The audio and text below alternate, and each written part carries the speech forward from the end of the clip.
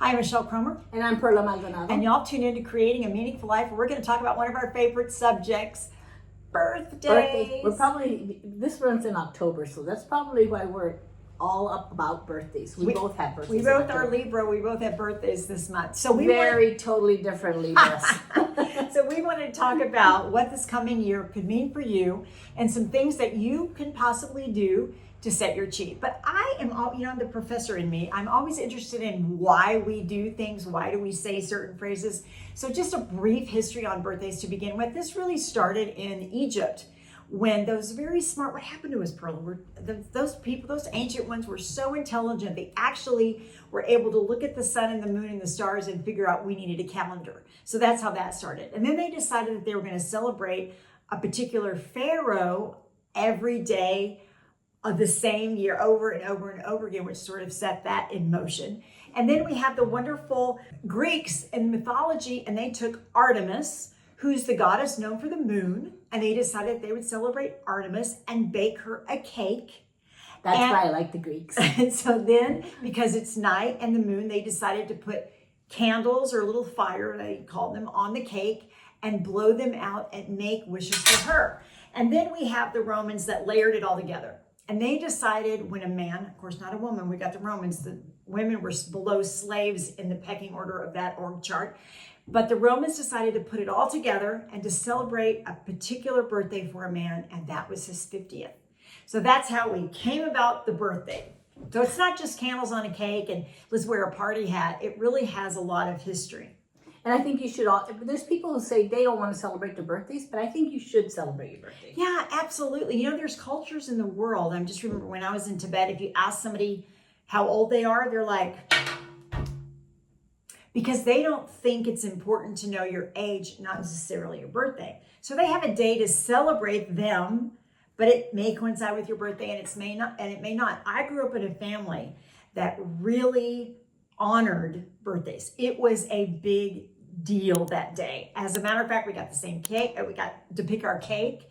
And then there's 4 of us. And my parents said, you can take your brothers and sister out for dinner, or you can just take yourself and us. I was always just taking me. And I pretended like I was an only child. I'm the middle, so that was important to me. And we know the time of our birth because wherever we are in the world, and I do this for friends too, I stop and honor that time and circle people with grace and healing light and wish them love and meaning and joy and happiness for that year. So birthdays happen to be a really, really big deal for me. And times, are important also astrologically. It's really important to know the time of your birth. Yeah, it's a snapshot of what the planets have in store for you. That's a whole nother podcast.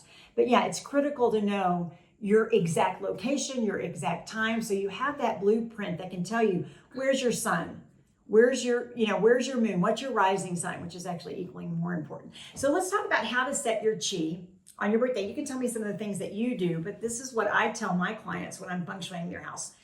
First thing, and this is not just your birthday, wake up with gratitude.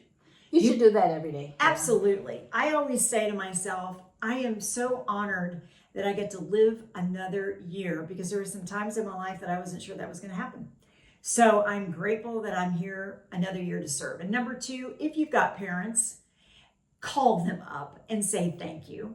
And the reason you got to do that is because they're the reason you're here. That's absolutely right. So thank them for all. People forget about that. Yeah. They don't celebrate with their parents. Absolutely. I bought myself a present on my son's birthday. Anyway.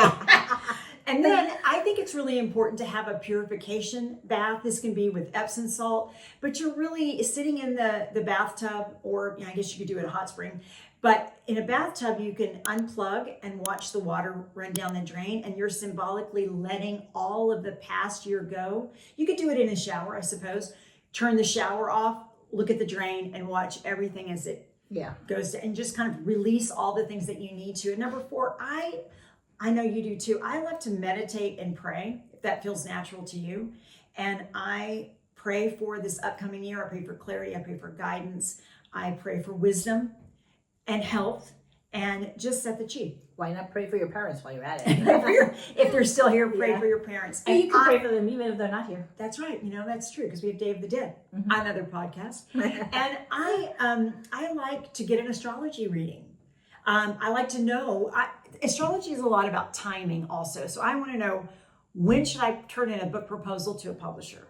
Should I teach this semester at the University of Texas? Or what can I do for my health? Is there anything that's in the field of that? Because the snapshot is when you were born, but also the planets are moving around all of the time, obviously, so that you can get an astrology reading and really look at the lessons for that coming year.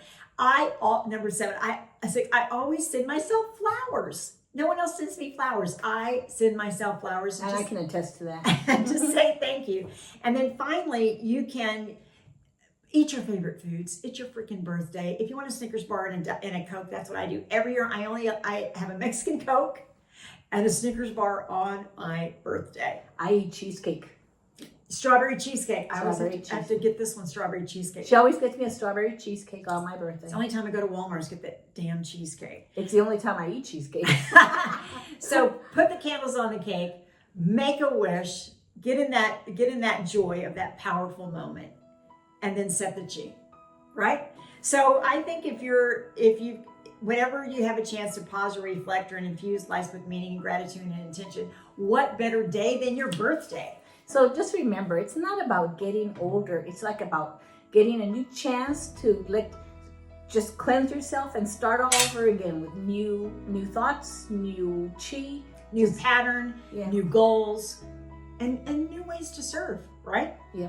So if you like this, please like it and share it. And if you have a friend that's having a birthday, you might want to share it with them too and just say, these are some ideas that you can do. Maybe those 7 things that you can do on your birthday to really set that moment. So we're wishing you a lot of health and happiness. And if this is your birthday coming up, a wonderful, joyful, and meaningful rotation around the sun. Thanks, y'all. Bye.